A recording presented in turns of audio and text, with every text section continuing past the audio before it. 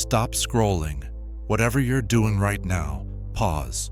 Because if you've been feeling a kind of tiredness that sleep doesn't fix, a heaviness in your chest for no logical reason, or an exhaustion that makes no sense compared to what you did today, then what I'm about to tell you in the next minutes is not entertainment. It's a field report from a war you don't remember fighting, a war that you won. Listen carefully.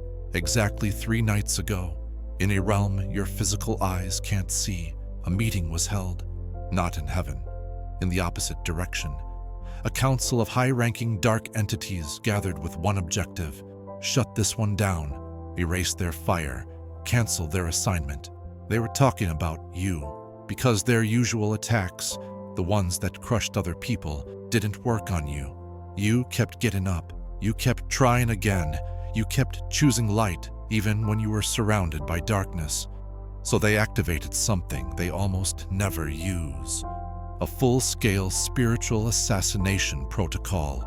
Not one attack, not 10, not a bad week, but 7 coordinated waves of attack designed to hit you from every angle until your mind, your heart, and your body collapsed. And yet, you're still here. You might feel drained, you might feel confused, but you're alive, watching this, hearing these words. That alone terrifies them. So listen all the way to the end, because I'm going to show you what those 7 waves actually were, how your random exhaustion is proof of victory, why your spirit is classified as untouchable in their records, and how to operate from this level of power on purpose. If anything in you is whispering, this message is for me, stay. That's not an accident. And if you've felt that strange, unexplained tiredness lately, type 777 in the comments so I know I'm talking to the right people. Wave 1, the static of self-doubt. The first strike wasn't loud. It was quiet, almost gentle.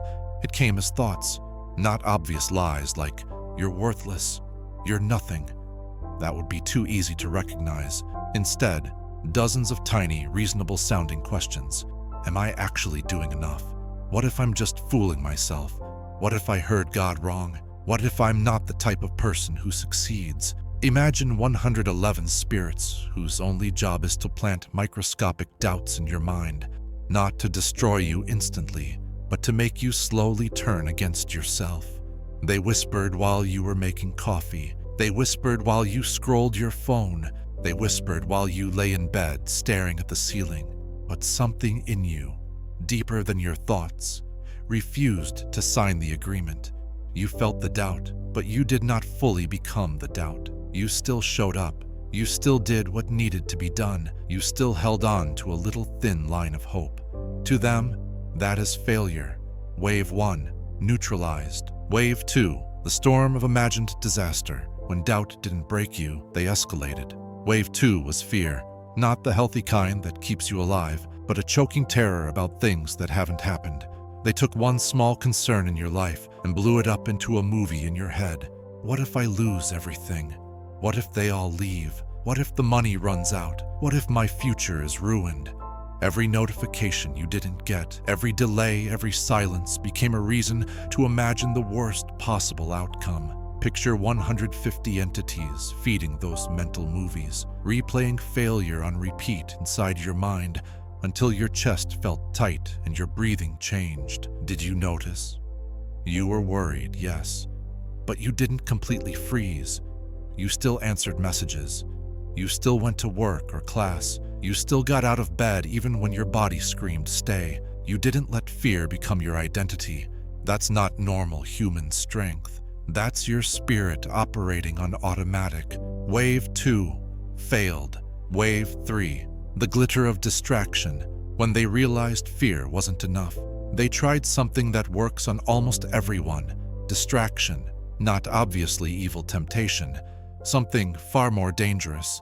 Good-looking alternatives to your true path. They whispered, maybe your dream is unrealistic. Try this easier thing instead. Why not take the comfortable path? Less pressure, less risk. You don't have to be different. Just blend in and survive. They showed you images in your imagination, a simpler life, less responsibility, no spiritual warfare, no heavy calling, no deep purpose, just floating. Imagine 99 spirits whose only assignment is to offer you shiny exits from your destiny. You did think about it. You did feel tempted to just stop caring so much. But when the moment came to choose, something in you said, no, I wasn't built for average. I can't unknow what I know. You kept walking your strange, difficult path. You kept carrying your assignment, tired but stubborn. Wave 3, broken. Wave 4, the slow drain of invisible leeches. Waves 1 to 3 attacked your mind. Wave 4 went for your energy. This is the part that explains the exhaustion you can't explain. Around you, like invisible leeches, were 222 energy thieves. They weren't necessarily people. They were spiritual parasites attaching to your field, trying to siphon your life force. Have you felt this? You wake up more tired than when you went to sleep. Simple tasks feel heavy. Even conversations feel like lifting weights. You think, maybe I'm just lazy. You're not. While your conscious mind was doing normal things, your spirit was holding the line. Every time you decided, I'll do it anyway, you were basically fighting with a weighted blanket over your soul. Did you collapse? No, you slowed down. You rested more. Maybe you cried, but you didn't quit your whole life. You didn't throw away your purpose. You functioned under a level of drain that would have sent other people into months of shutdown. Wave 4, they couldn't shut you down. Wave 5, the fog of distorted perception. Next, they attacked how you see, not your physical eyes, your inner lens. These spirits twist perspective. They make friendly faces look like enemies. They make small problems look like end-of-the-world disasters. They make progress look like failure, so you'll stop right before breakthrough. You may have heard thoughts like, nobody really cares about you. Everything is going wrong. Nothing you do ever works. But then, somewhere inside, facts whispered back, wait, that's not completely true. There are people who showed up for me. I have made progress, even if it's slow. That quiet, rational voice, that's your discernment cutting through the fog. And every time you listened to that voice, another layer of illusion broke. Wave 5, your clarity survived.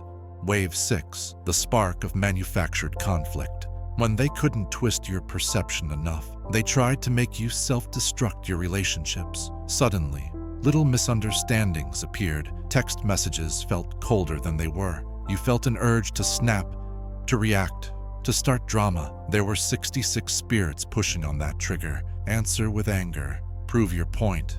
Cut them off forever. Don't forgive. If you had unleashed everything you were feeling in those moments, you would have burned bridges that your destiny actually needs. But somehow, even when your emotions were on fire, you ended up staying quiet or walking away, or at least coming back later to fix it. You didn't let rage decide your future. Wave 6. They didn't get the explosion they wanted. Wave 7. The whisper of just give up. When all else failed, they used their oldest, ugliest weapon, hopelessness. Not loud, not dramatic, just a heavy sigh in your spirit that says, what's the point? Nothing changes. I'm tired of believing. If you felt this, you know. It's not always crying and screaming. Sometimes it's just staring at the wall, feeling nothing, wanting nothing. This was the final objective of the whole operation, not to kill your body, to kill your will. Because as long as your will, your decision to keep going and is alive, you are dangerous. Did you feel that pull to quit, to go numb, to disappear? Yes. Did you obey it? No. You're still here. Wave 7. Mission failed. What your exhaustion really means. 7 waves, hundreds of entities, perfect coordination, and yet you're still moving. Maybe slower, maybe limping, but moving. From their point of view, this should have ended in one of 3 ways. Collapse. You can't get out of bed, mind shattered. Self-destruction. You blow up relationships, make wild choices. Surrender. You give up on your calling and choose a small life. None of those happened. You bent, but you didn't break. You cried, but you didn't curse your own existence. You felt alone, but you didn't disconnect from your source completely. So in their records, you were moved into a category they rarely use. Untouchable, direct removal not recommended, resource loss guaranteed. In simple words, This one is too expensive to fight. When we attack, we lose. Not because you're perfect, not because you never feel weak, but because no matter what they throw at you, something deep inside you refuses to let go of the light. Your exhaustion right now, it's not proof that you lost. It's evidence that you survived what was meant to erase you. Just like soldiers after a long battle don't say, "I'm tired, therefore I'm weak." They say, "I'm tired because I fought." That's you. Why you're built like this. So what makes you different? Why do attacks that crushed others fail when they hit you? Because you're not a random soul wandering around. Before you showed up here in this body, your spirit was trained. Whether you describe it as God preparing you, a lifetime of spiritual battles, or a calling written into your DNA, the truth is the same. You were not designed for comfort. You were designed for impact. You've been through things that should have broken you already. Betrayals, losses, disappointments, setbacks. Each time you thought, "This is it, I can't handle more," and yet somehow you did. Every scar became armor, every heartbreak became discernment, every failure became data. Your spirit is like metal that has been through the fire over and over again. Others look at you and think they're just a normal person. The dark realm looks at you and sees a battle-tested weapon walking around in human clothes. That's why their usual tricks don't work. How to operate at this level on purpose. Now that you know what really happened, you can't go back to thinking you're just tired. Here's how to move from automatic warrior to conscious warrior. 1. Honor your tiredness. Stop calling yourself lazy. When that deep fatigue hits, tell yourself, "My spirit has been working. I'm allowed to rest." Rest is not failure. Rest is maintenance for a valuable weapon. 2. Rest without shame. Take the nap. Turn off your phone for a few hours. Say no when you need to. You are not weak for needing recovery. You are wise. Even the strongest soldiers rotate out of the front line. 3. Guard your purpose like a crown. Your purpose is your shield. The more clearly you remember why you're here, the harder it is for doubt and distraction to hijack you. Write it down. Speak it over yourself. I am not here to be average. I am here to shift atmospheres. 4. Don't explain your battles to everyone. Most people will never understand the weight you carry. That's okay. You don't need everyone to get it. Some things are between you and God only. Stop looking for validation for wars fought in secret. 5. Recognize patterns. Next time you feel random fear, ask yourself, is this real or is this wave 2 again? Next time you suddenly feel like starting a fight, ask,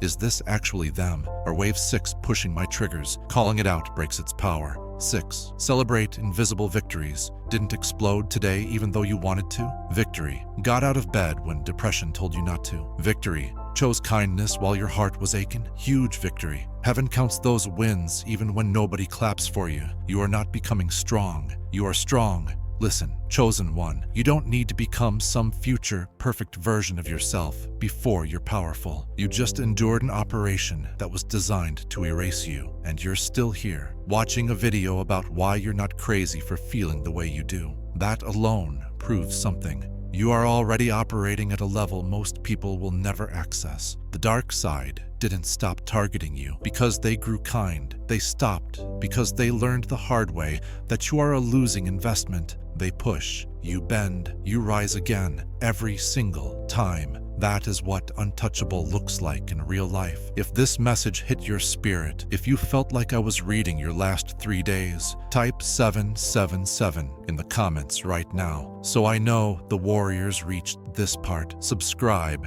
and turn on all notifications if you want more messages that decode your battles and remind you who you really are.